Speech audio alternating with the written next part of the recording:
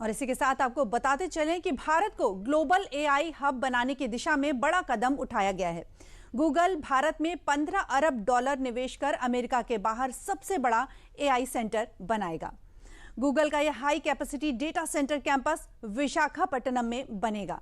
इसकी पूरी जानकारी हम आपको दिखाते हैं। आज गूगल ने $15 बिलियन का इन्वेस्टमेंट अनाउंस किया है डेटा सेंटर एआई हब बनाने का विशाखापट्टनम आंध्र प्रदेश में। मैं माननीय प्रधानमंत्री श्री नरेंद्र मोदी जी को धन्यवाद देना चाहूंगा। आपके विजन से, आपके प्रयासों से विश्व की सबसे बड़ी कंपनियां भारत में अपना इंफ्रास्ट्रक्चर एस्टैब्लिश कर रही है।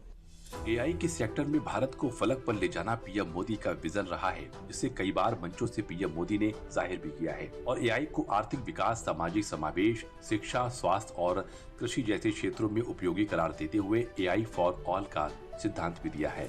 साथ ही पीएम मोदी ने भारत को एआई हब बनाने के लिए लगातार काम भी किया है और इसी का नतीजा है कि अमेरिकी टेक दिग्गज गूगल ने भारत में 15 अरब डॉलर की लागत से एआई हब और डेटा सेंटर बनाने का ऐलान किया है। यह गूगल का अमेरिका के बाहर सबसे बड़ा एआई हब बनेगा, जो भारत को वैश्विक टेक मैप पर और मजबूत करेगा। गूगल ने भारत में आर्टिफिशियल इंटेलिजेंस हब बनाने का ऐलान किया। गूगल अगले 5 सालों में भारत में करीब 15 अरब डॉलर का निवेश करेगा।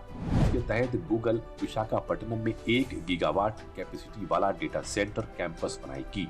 इसमें एआई इंफ्रास्ट्रक्चर, बड़े पैमाने पर एनर्जी सोर्स और एक्सपेंड फाइबर ऑप्टिक नेटवर्क शामिल होगा। गूगल फुल स्टैक एआई का हिस्सा होगा, जो भारत में क्लाउड इंफ्रास्ट्रक्चर, डेटा सॉल्यूशंस और एआई मॉडल्स को तेजी से स्केल करेगा। जो गूगल का 15 बिलियन डॉलर का इन्वेस्टमेंट है, ये भी उसी एआई इंफ्रा को बढ़ावा देगा। एक बड़ी कंप्यूट फैसिलिटी बनेगी, जो हमारे स्टार्टअप्स के लिए बहुत बड़ी एक स्ट्रेंथ बनेगी, बहुत बड़ी ताकत बनेगी हमारे रिसर्च के लिए और हमारे यूथ के लिए बहुत बड़ी एक ताकत बनेगी।